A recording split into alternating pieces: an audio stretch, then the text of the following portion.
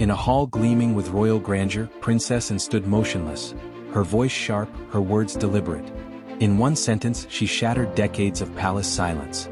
It wasn't merely a correction. It was a public humiliation for Queen Camilla. The air froze. The war had begun.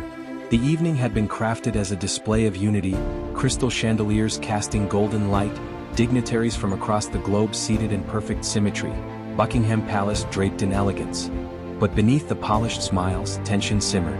The master of ceremonies, oblivious to the storm he was about to spark, addressed Camilla as Her Majesty, the Queen. Applause had barely begun when Anne's voice sliced through the hall, steady, calm, lethal. Queen Consort. She didn't raise her tone, but each syllable carried the weight of royal authority. Conversation stopped. Forks hovered midair. Even candle flames seemed to pause. Camilla's face remained still, but her stillness betrayed her.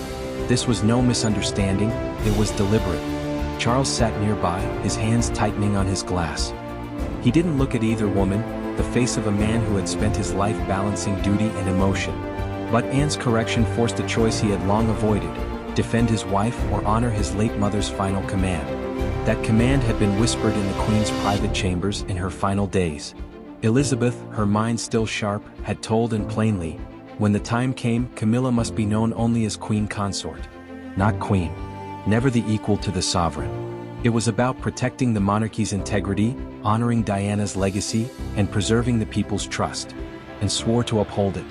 After the Queen's death, Charles ascended the throne, and for a time and believed the promise was safe. But slowly, Consort vanished from speeches, press releases, even the palace website. Public perception was being reshaped, quietly, deliberately. Camilla stepped more fully into the role Elizabeth had forbidden. And watched, waited. But when the banquet came and Camilla's title was announced without consort, and knew the time for silence had ended. Yet this battle had roots far deeper than protocol. It began decades earlier, with Andrew Parker Bowles. Before crowns and titles, Andrew had been a rare comfort in Anne's rigid life. He made her laugh without caution, listened without judgment. Friends whispered about marriage, but royal rules forbade it. Andrew was Catholic, and in those days that alone was enough to end any chance. The decision was made for them, coldly and without appeal. And let him go. But the feelings never vanished. Years later, Camilla married Andrew.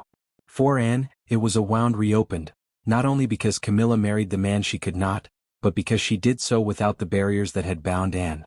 It was a reminder of the unequal weight titles carried.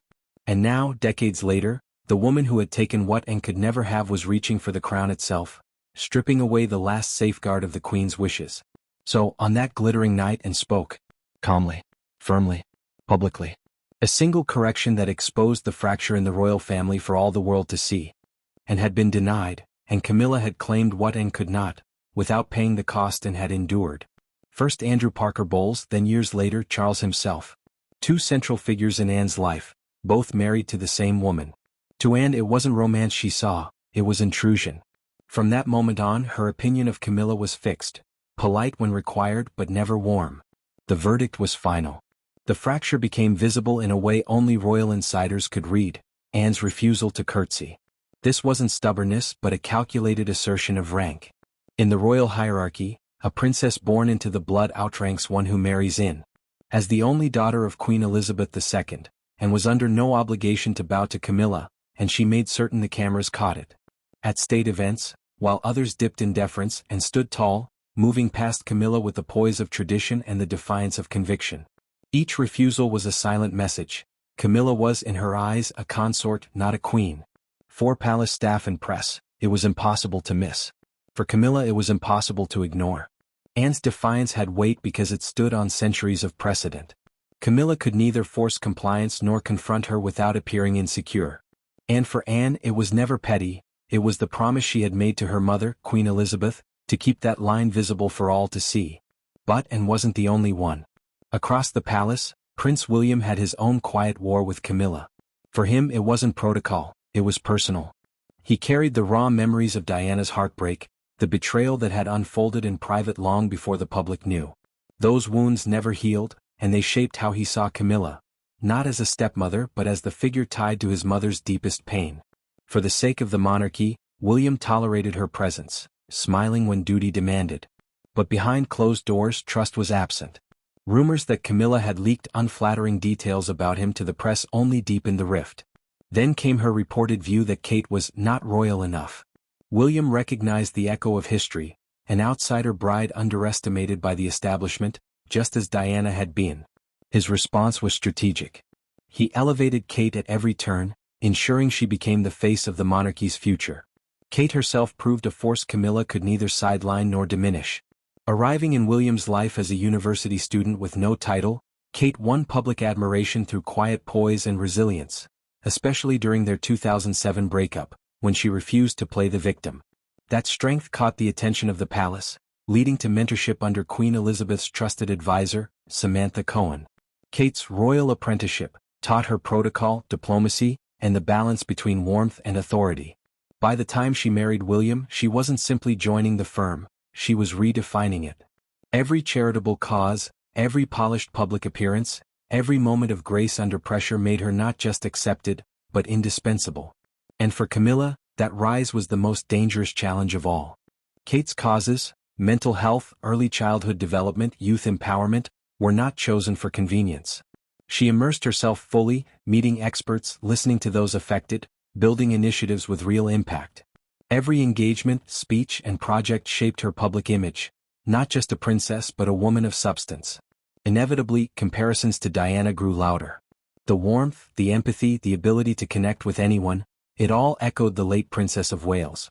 For Camilla, still shadowed by public skepticism, those parallels were suffocating. Kate's presence healed old wounds in the public eye, while Camilla's image remained tied to the monarchy's most controversial chapter. The tension surfaced in subtle, cutting moments, like the day Kate, in full view of the court, declined to curtsy to Camilla. It was no accident, but a quiet assertion of where she stood. Privately, Queen Elizabeth had made her feelings clear. She respected Kate, admired her work ethic, and believed she represented the monarchy's future.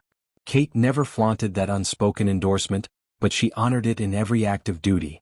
Now, three forces converged: Anne's loyalty to the late Queen's wishes, William's unshaken grudge, and Kate's unthreatening grace. For Charles, the pressure was crushing. He had spent decades rehabilitating Camilla's image through careful appearances, charity work, and strategic introductions, slowly turning scandal into stability. By the time the crown was his, he believed the public would accept her as part of the monarchy's future. But Charles carried a secret. His mother had been explicit. Camilla was to be queen consort, nothing more. It was not a suggestion. It was a safeguard for the monarchy's integrity, a way to ensure Diana's place in history remained untouched. Charles heard it, understood it, and then ignored it, quietly allowing the consort title to vanish. Anne's defiance only sharpened. Confronting her risked a family rift. Defending Camilla too strongly could alienate William and Kate. So Charles stalled, convincing himself time would soften grudges. Instead, the fault lines deepened. Then came the banquet. Camilla was introduced as Her Majesty the Queen, a deliberate move. Before applause could swell, Anne's voice cut through the air, calm but absolute. Her Majesty never intended you to be queen. The room froze. Forks halted midair, conversations died, and all eyes turned. Anne's gaze locked on Camilla, steady, unblinking, the gaze of someone delivering a long-sealed verdict. Camilla's smile was tight, her chin lifted, but the mask couldn't hide the flash of fury in her eyes. Around the table, royals stiffened. Guests exchanged uncertain glances. Even Charles sat motionless, the crown's weight pressing heavier than ever. In that moment, he was not just a brother or a husband, he was a king watching the unity of his family fracture before the world. As if frozen between defending his wife and honoring his late mother's will, King Charles said nothing. The silence was deafening, yet his eyes betrayed the storm within. Anne's words had done what years of whispers and speculation never could, dragged the truth into the harsh light of day. Within hours, the story burst beyond the palace walls and ignited global headlines. Behind closed doors, aides quietly confirmed what the late queen had repeated in life. Camilla was never meant to be queen, only queen consort. Public opinion shifted like a tide, rallying behind Princess Anne, who was now seen not as a troublemaker, but as a steadfast guardian of her mother's legacy. Meanwhile, William and Kate's popularity soared, casting them as the moral compass and unshakable future of the monarchy. Now the king stands at an unyielding crossroads: honor his mother's decree or defend his wife's crown. The choice will define not only his reign, but the monarchy's survival. The palace gates remain closed, yet the war within its walls has only just begun. If you want more inside looks at royal power struggles, like, subscribe and turn on notifications so you never miss the next chapter.